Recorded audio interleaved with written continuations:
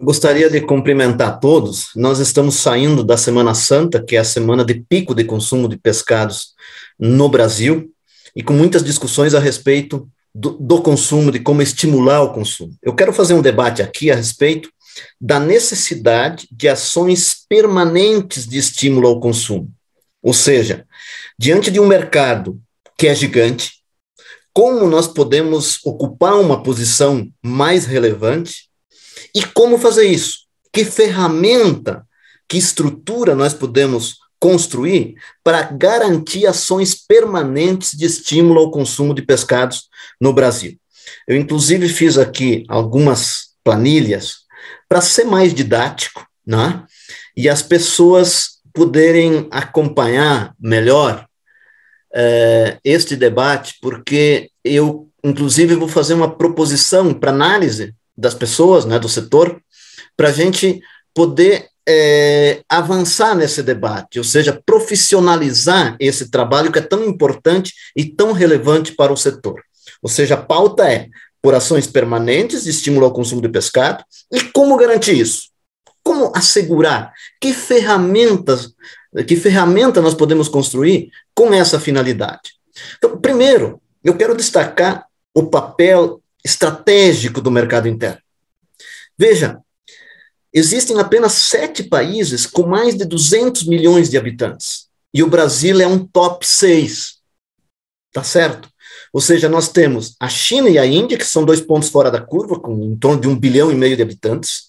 Temos os Estados Unidos, com um grande mercado, 330 milhões, e depois a Indonésia, com 270 milhões, Paquistão, 220, Brasil, 210 e Nigéria, 206 milhões.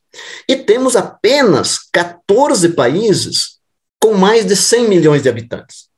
Ou seja, nós somos um país privilegiado, nós temos aqui uma mina de ouro, um mar de oportunidades que a gente tem que trabalhar melhor isso. A gente tem que saber como é que nós vamos explorar isso e ter uma participação mais decisiva, né, uma fatia maior no consumo de proteína animal, uma proteína tão saudável como é o pescado no nosso país.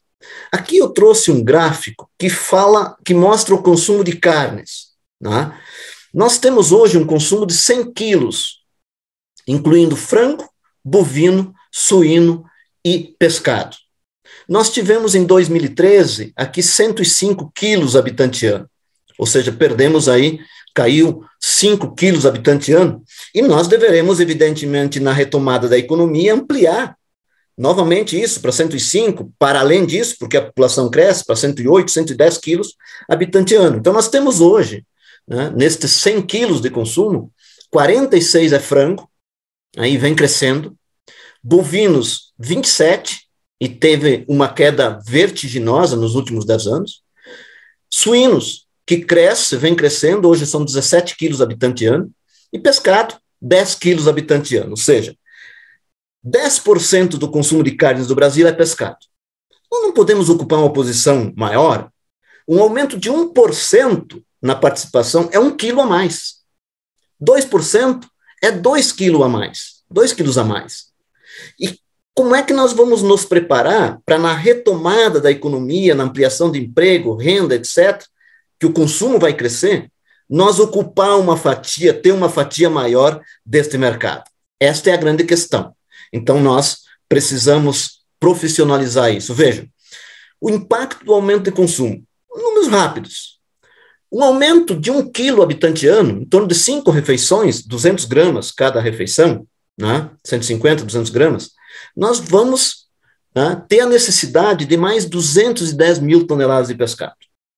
O aumento de 2 quilos, 10, 12 refeições, a necessidade de mais 420 mil toneladas de pescado ano. 5 quilos, digamos aqui um consumo de 15 quilos, ampliar 5 quilos, teríamos a necessidade de mais de 1 milhão de toneladas de pescado.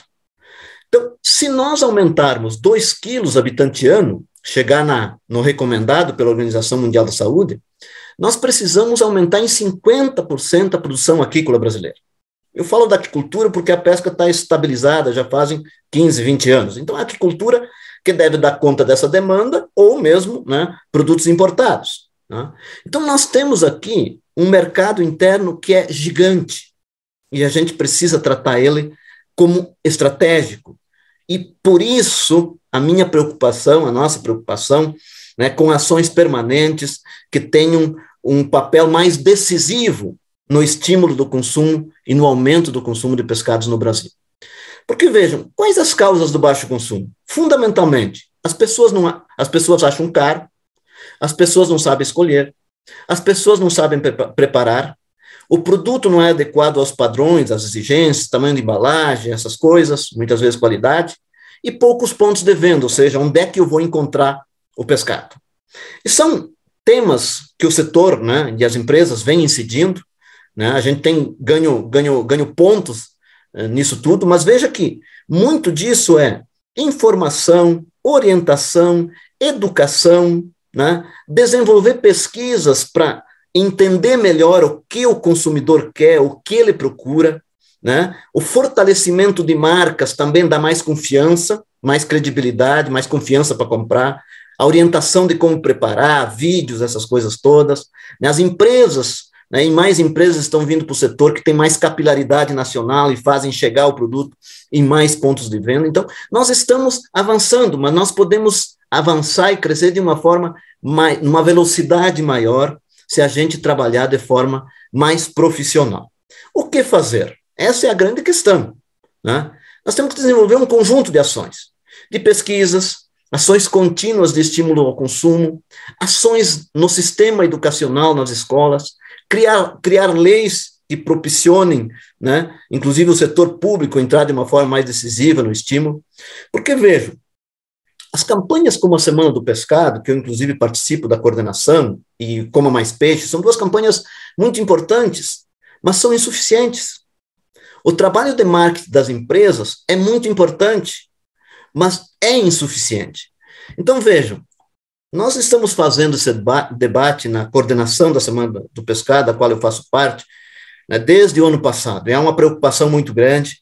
Inclusive, o Roberto Imai tem levantado isso, tem buscado, inclusive, conhecer experiências a nível internacional.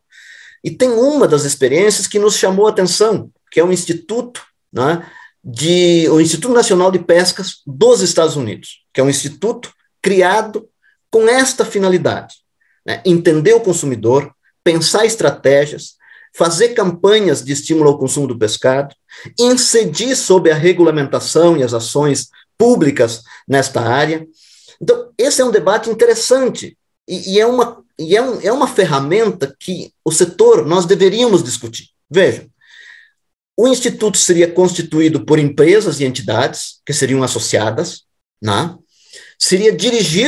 Evidentemente, seria dirigido pelos associados, né? Com conselho de administração, com diretoria executiva, seria mantido pelos associados e com recursos de projetos. Tenho certeza que muitas instituições, né, alocariam recursos, né, com esta finalidade. Se nós tivermos aqui 80, 100 empresas, que não é difícil, né, otimizando esses recursos que hoje já são aplicados pelas mesmas, nós, com uma pequena contribuição cada uma, mensalmente, a gente teria aí uma condição bastante interessante e uma estrutura bastante interessante para desenvolver os seus objetivos. E qual é o papel do Instituto? A grosso modo, primeiro, contratar pesquisas sobre o que quer o consumidor. Exemplo das associações de suinocultores, que a partir de pesquisas profundas, qualitativas, junto ao consumidor, né, repaginou seu portfólio, reposicionou a carne suína diante do mercado, diante do consumidor, né, redefiniu estratégias e vem ganhando muitos pontos com o aumento de consumo no decorrer, né, dos últimos anos. Desenvolver ações permanentes de promoção do consumo, incluindo, inclusive, a Semana do Pescado, que seria incorporada, né, nos objetivos do Instituto, mas teriam ações permanentes, duradouras, consistentes. Né? Desenvolver ações de capacitação de peixeiros, trabalhadores, ou seja, os profissionais que estão na linha de frente, na relação, né, com o consumidor, e mesmo na indústria, etc., mas principalmente quem está na linha de frente. Né? Aqui a gente precisa de muita capacitação e esses profissionais são decisivos no sentido de influenciar na tomada de decisão do consumidor de comprar ou não comprar. Desenvolver ações para a inclusão do pescado na alimentação escolar. Vejam aqui, nós temos 40 milhões de alunos no Programa Nacional de Alimentação Escolar. Você imagina se nós tivermos aqui uma refeição por semana, a cada 15 dias, ou mesmo a cada mês, o impacto que isso tem em relação à demanda, e mais, a criação de uma cultura de consumo que vai ficar para a vida. Ele vai ser um consumidor de pescado a vida inteira. Então, é um espaço que a gente tem que incidir. E propor medidas legais visando a promoção do consumo, leis municipais, estaduais, nacionais. Né? Por exemplo, o Instituto Nacional de Pescas dos Estados Unidos faz um trabalho forte, porque nas diretrizes dietéticas dos Estados Unidos há a recomendação de consumo 2 vezes por semana com pescados. E o Instituto bate nisso permanentemente, ou seja, a importância disso para a saúde, de consumir 2 vezes por semana pescado. Então, leis municipais de criar a Semana do Pescado e aí dar condição legal, né, das prefeituras investirem recursos, etc. Então, tudo isso, essas seriam, digamos assim, as principais atribuições, né, a grosso modo, de um instituto que eventualmente possa ser criado. Enfim, nós temos um mar de oportunidades pela frente, nós temos um mercado gigante, nós temos que disputar esse espaço, né, e aumentando o consumo, né, além, evidentemente, da exportação, nós vamos puxar a produção, criar um ambiente de negócios, de investimentos, né, muito mais adequado, vamos atrair investimentos e vamos desenvolver de uma velocidade maior, né, a produção de pescados no Brasil. Então, vamos discutir esta ou qualquer outra ferramenta que seja mais adequada, né, para a gente ter ações permanentes, ter uma ferramenta